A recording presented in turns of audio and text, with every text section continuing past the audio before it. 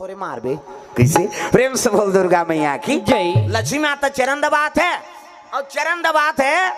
उत्की जवान जम्मो देवता मान पहुंचे लग दादा कहा भगवान विष्णु दरबार चले आते श्रीमान नारायण नारायण